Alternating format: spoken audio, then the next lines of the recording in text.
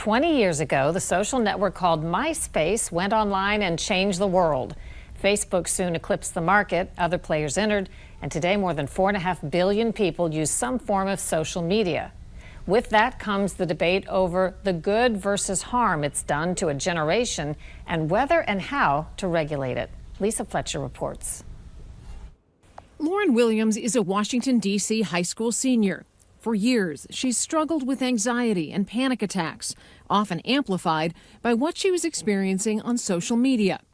Like, there are times where I get really anxious on social media and then want to take a break, but then I get more anxious because I feel like I'm missing out, or there are things on social media that are going on that I'm not able to see, and that causes even more anxiety and makes me want to go back into, I guess, a toxic space. Recent studies have found that young adults who use social media are 3 times as likely to suffer from depression, putting them at higher risk of suicidal thoughts and behaviors.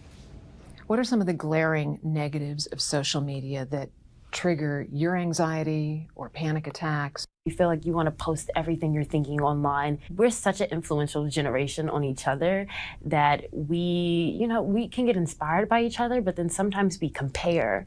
And that causes a lot of anxiety for me too, feeling like I'm not looking like the pages that I like on Instagram, or even my friends who I see in person. Turns out Facebook did an internal study on how its photo-sharing app, Instagram, affected its young users and found problems.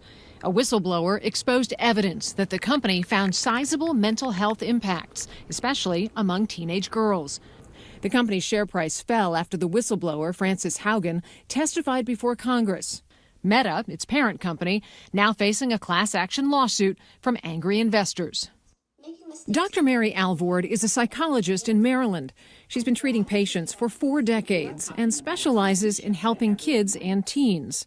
What is it about social media interaction with young people that brings that angst to a clinical level?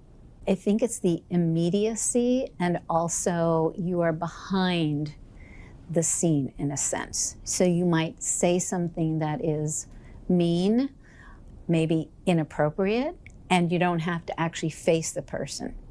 So that's one thing that we've observed, is that there's a barrier that they see as protection, and so they might, not be as kind as they would in person. Lawmakers in Washington have been railing at big tech and worrying about social media for years. Facebook needs to be doing much more to protect our children. But when it comes to action, they've done almost nothing, meaning the social media companies are still governed by rules created back in 1996. Under something called Section 230, sites like Twitter and Facebook aren't responsible for most of what users post. But cases now being considered by the U.S. Supreme Court seek to challenge those protections. One brought by the family of an American college student killed in a terror attack in Paris, who wants to sue Google over YouTube's recommendation algorithm they say helped extremists spread their message. Frustrated by inaction at the national level, many states are stepping up.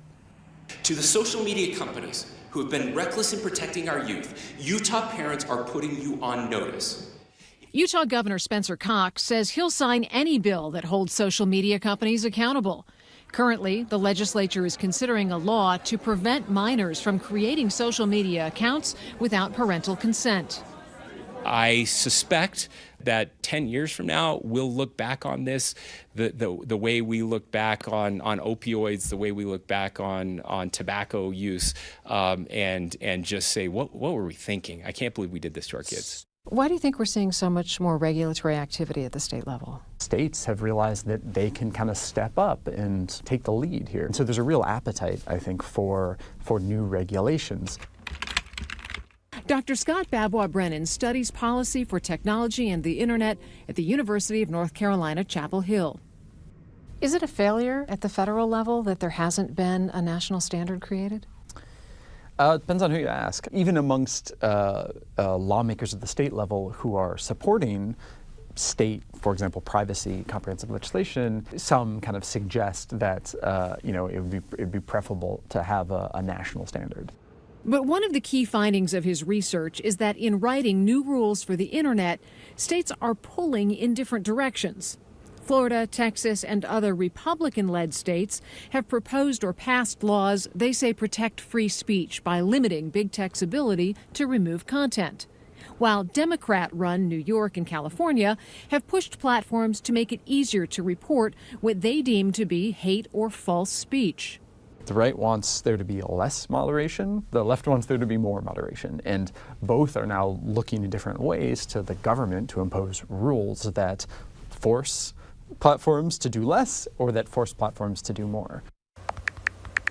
Meaning we could soon see a different social media experience depending on where we live, with new restrictions and rules.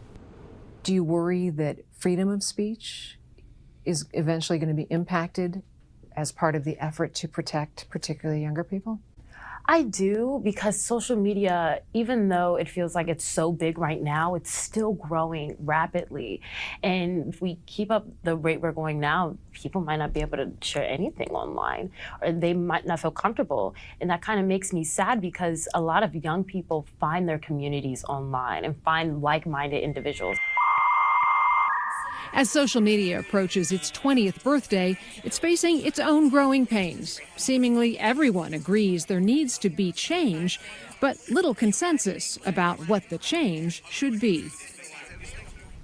So what's the impact if states are passing individual laws and the federal government's not doing anything? Well, experts tell us it could mean that individual phones are going to have special software that restrict usage where kids are restricted for certain uses on their phone. It basically means we're headed toward a much more regulated use of social media on phones. Okay, thank you. Very interesting.